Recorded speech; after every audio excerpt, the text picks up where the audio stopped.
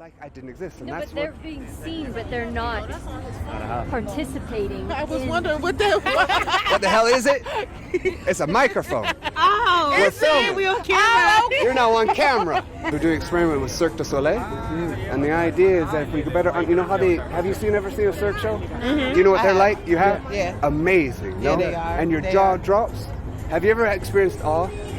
You're like awe and wonder, like in a sunset, and you think, that's fucking amazing, right? And you lose yourself. We want to understand that. Because if we could instill that in people, maybe people would be able to share more. Maybe they would lose their biases. I get you. Lab of Misfits has dropped into Vegas. We're now doing experiments with Cirque du Soleil, and we're actually in our 4th day. We've done 8 shows, we're in our 8th show, and the question we're asking is, what happens inside your head when you experience awe, and also who cares? I just love how it works. The brain is such a fascinating thing, and without it, we wouldn't be able to communicate like what we're doing now. Yeah. I mean, people want to talk about the heart, that keeps us alive as well, but without our brain, we wouldn't have our daily functions. And It's wonderful, isn't it? yes. What does awe do to you? Does it do anything? Does it change your perception of the world? Does it change your perception of self? Or maybe it's just a moment in time that's fleeting and it's an epiphenomenon. People have been thinking about awe and wonder for centuries, of course, but it's a relatively new topic of study in neuroscience, and only a few labs are studying it. Keltner Lab in Berkeley, for instance, is probably one of the leading labs. And we're approaching it from a different perspective, which is the perspective of perception.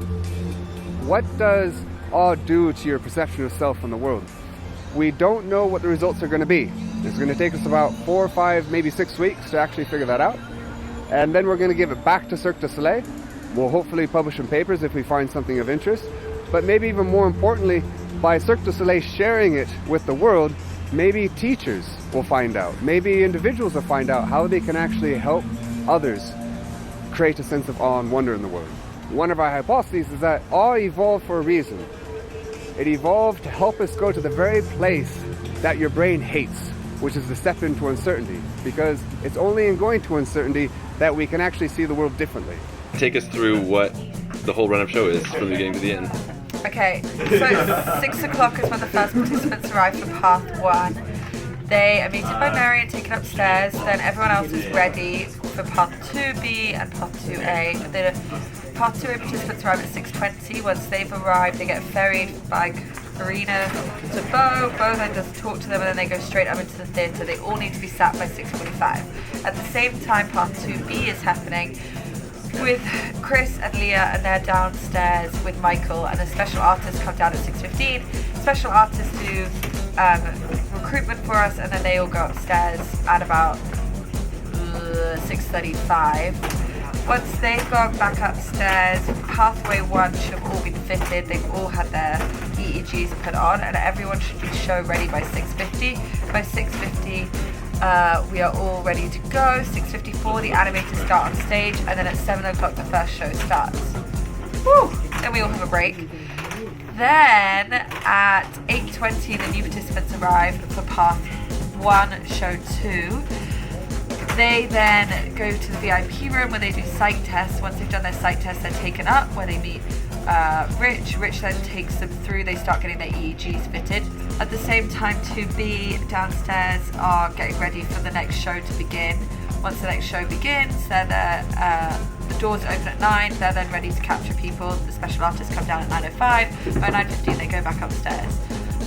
2A finishes their psych test by 8:54 at least. They then go out. We have to collect all the iPads and bring them back, and then that 2A is finished. And then all through the middle of between the shows, path 3 is happening where they're dropping the pens and picking them up, and that goes from 8:30 to 9:30. Once that's all finished, the whole of 2 and 3 are finished, and then we only have the EEGs happening for path 1, and that finishes at 11. Clean all the electrodes and get in the car and go home. Oh, and then tonight we're going to go on a roller coaster. How do you feel about that? Good. Oi! Wave to the camera. So people come in, they get drawn here by a zebra and a clown. How brilliant is that? They come in, they quickly read through a release form, sign it, and now they stand at these iPods in the center of a sculpture garden. we're running 5 different tests on people before the show. We will then compare these people's results with those who take the exact same test but after their show. And we're asking questions like, do people become more creative? Are people more willing to take risks? Right? And we've been getting about 20 people a night. So overall, we'll have about over 100 people who have taken this test before the show.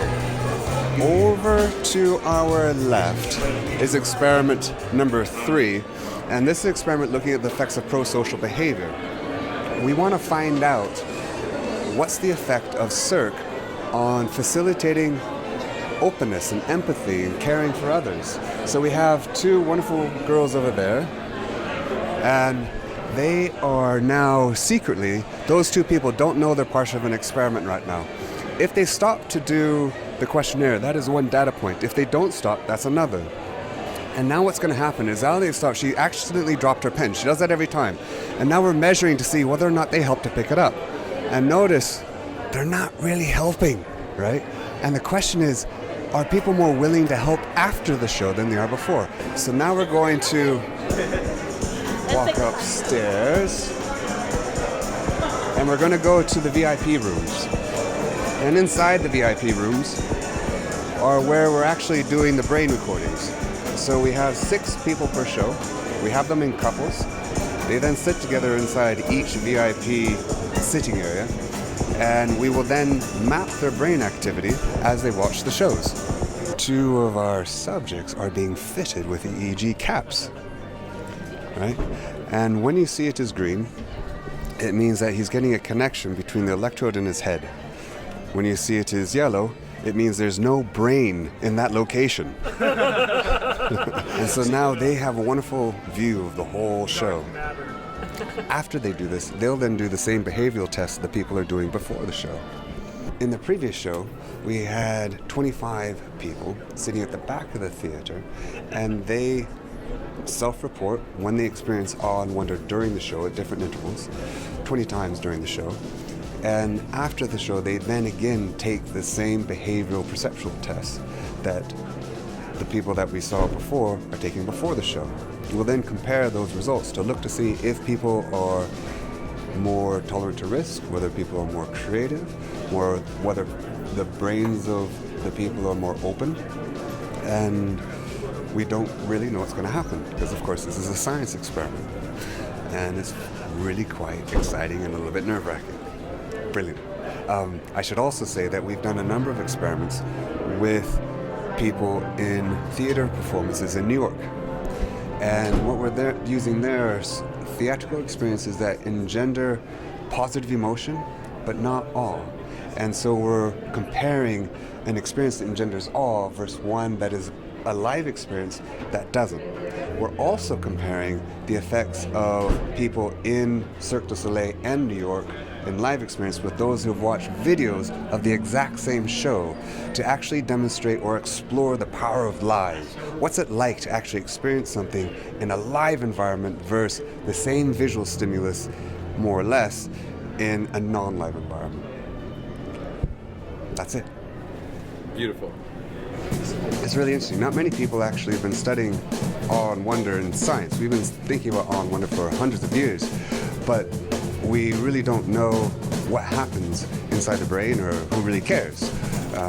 Is there any sort of perceptual consequence of awe and wonder? Or is there...